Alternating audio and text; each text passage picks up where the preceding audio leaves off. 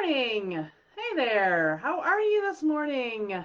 Good to see you. Thank you for joining me today, whether you're live or on replay. Welcome. I'm so glad you're here. If you're not familiar with me, my name is Tiffany Huckelman, and I am the founder of Lone Orange, where we help solopreneurs scale their businesses beyond just themselves, which can be kind of a scary thing sometimes. And the way we do that's a little unique because we align your brand identity with your client experience. And there's a lot of different ways we do that, but today we're going to talk about one little aspect of that process of understanding who you are, how you're going to show up in the marketplace, how you're going to serve your clients powerfully, and then how to make sure that that's what your clients are experiencing every time they work with you.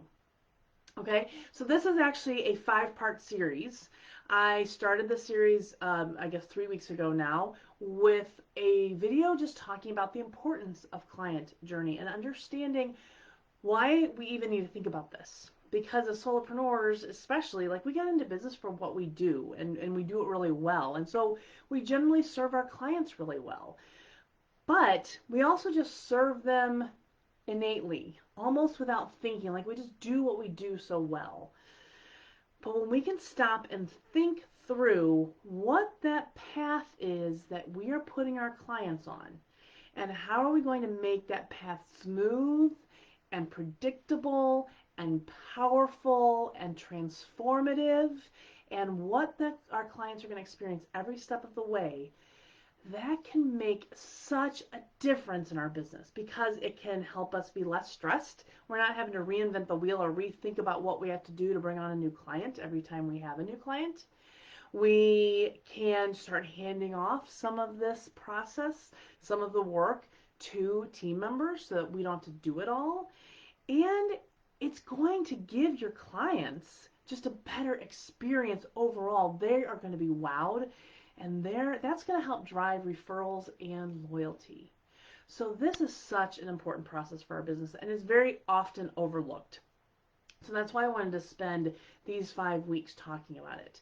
So the first week was just talking about the importance of the idea of a client journey. Last week we talked about defining stages and the stages that your clients go through. Now when I work with my clients, we talk about 7 stages, and we kind of break it down into pretty small chunks. But just for this training, we're going to kind of do a quicker look at this, but I just want you to understand what we're doing. So the stages that we identified last week are marketing and sales, service, and nurture. So these are 4 distinct stages that your clients go through. So when they come to you through your marketing, that's one stage. When they raise their hand and say, okay, I'm interested in considering buying, that's the next stage is sales. Then the next stage is service and actually delivering to them what you've promised. And then the next stage is nurture. Now, like I said, we could break that up into a lot of smaller stages, but for today's purposes, we're just going to talk about those 4. So that was the last 2 weeks.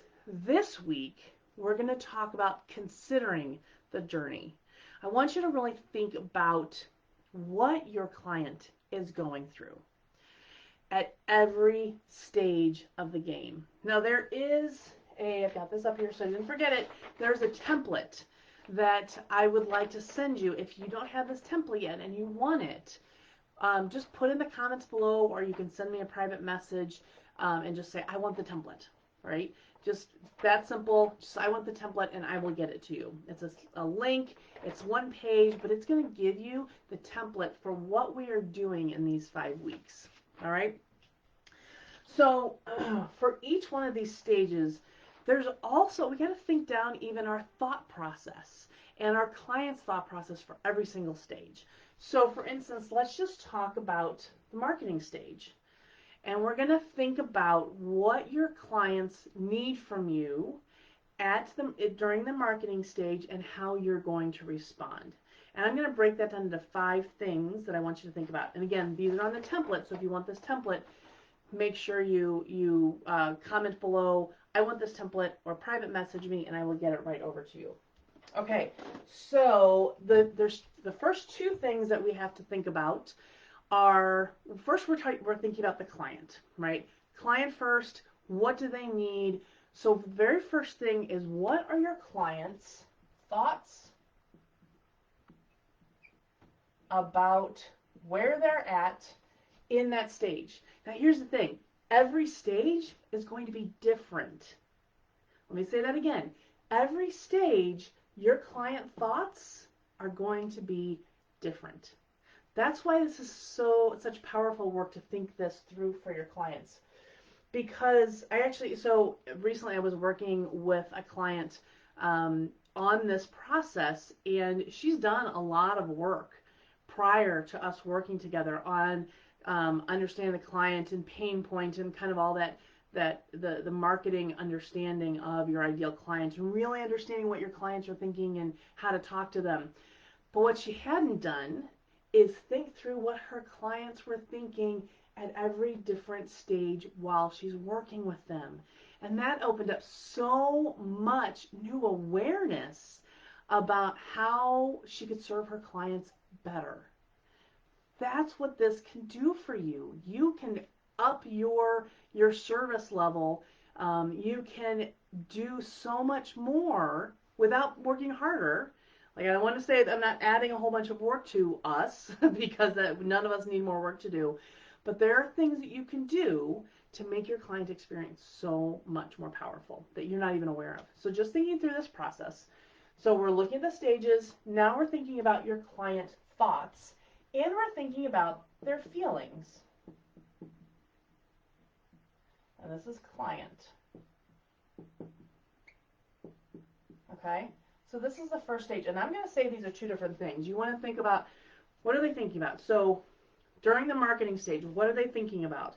What's going on in their head? What are the thoughts that are going in their head on a day-to-day basis? And then think about, well, what are their feelings? How are they feeling about their situation, about the problem that they have, about what they're seeing when they're seeing your marketing? What are those thoughts and those feelings? All right, so once you have your client experience, or excuse me, your client thoughts and feelings, now you're going to take that to the next level, and this flows into the next stage, which is my response. And my is your company, right? And what are your desired actions? Oops. Actions or even feelings. Let's put that on the next line. Come on, eraser. What do you want them to do or feel? And again, we're going to separate those out because this is my company. Okay? So now you get really clear first on these steps, on the thoughts and the feelings. Then you are going to think about now, okay, so this is what my client is thinking. This is how I'm going to respond. So these are directly answering these things. So if my client is wondering how I'm different from other people who do similar work to me, well, what's my direct response? Well, maybe I have a blog post, or maybe I have an FAQ page that answers specifically that question, or maybe that question is answered in the text on my website or in my Facebook page or through testimonials. There's all kinds of ways that we can explain to people our differences and what our differentiation. But these responses, how you are responding to them, and is a direct response to their thoughts and feelings. Okay, so and then you're going to think too, well, what do you want them to do at that moment? Do you want them to call you, schedule an appointment? Do you want them to sign up for your newsletter? Do you want them to like your Facebook page? What is this action? Do you want them to buy a low ticket offer? What is the action that you want them to take? And you can have a couple different depending on your strategies. But again, responding directly to their thoughts and feelings at every stage. Okay? See how that flows? And now the last thing, see, I need a different color. The last thing that we're going to think about, we've now thought about the thoughts and feelings. We're now, how are you going to respond to that? What can you do to answer those thoughts and feelings? And then you're going to then you're going to think about what are those touch points. This, I'm going to say, is kind of your action plan almost. So if, to keep going on our example, my client is wondering how I'm different than somebody else doing the same kind of work. Well, my response, I'm going to respond by having an FAQ, doing a blog post, and including it in the description of my Facebook page. Okay, so those are my responses. So what are the touch points? Well, my Facebook page, my website FAQ page, my website blog post. You know what? They're probably coming to the home page at some point too, so I'm going to put it there too. So the touch points are now the things, the tangibles, even if they're digital, the places where they're going to meet up with you. And what are those pieces that you need to have in place? So now I know that I need to write a blog post. I need to write an FAQ page. I need to write that new description for my Facebook page. Now I have my to-do list of what to do. Let's do another example here. Let's see. Let's pick a stage. If anybody's watching live, hi Deborah. How are you? Welcome. The process is really helping me. Good. I'm so excited for that, and I'm so excited for your clients and what they're going to be able to experience from now on as you're growing your process here. So that's so cool. Let's think through another stage. So let's think through what would be a good one. Let's think through the sales process, because that would be another important process. In fact, no, we're not going to go there.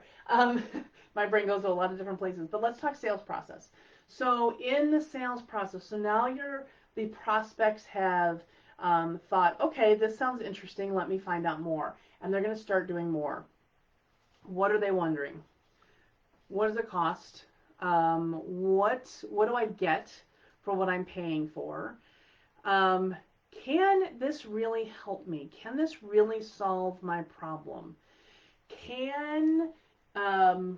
Are you the one? Maybe they're shopping around to a couple of different places, and one who's the one? What is it about the way you work that's going to solve my problem? Maybe there's particular ways that people like to work, and they're looking for that. For instance, if you are a coach or you have digital courses, some people like to do it all on their own. Some people like to do one-on-one. Some people like groups. Some people want more one-on-one attention. People are learning how they learn best, and so they want to know how you're operating. So some of those are very tactical answers, logistical questions, and some of them are less tactical. It's more about the emotion and the feeling and the do I click here. So those are their thoughts and their feelings. What are they feeling? They're feeling curious. They're feeling, maybe even hopeful. They're feeling like they're struggling because they have this problem. Now they know they have this problem, and they're wondering if you can help them. What's my response? Well, my response is going to be to maybe have a service, or excuse me, like a sales page, a page on my website that explains everything, that explains the program, that explains all those details. I'm also, to give them a sense of what it would be like to work with me, I'm going to have Facebook Live videos. I'm going to send them an email when they sign up for a consultation call.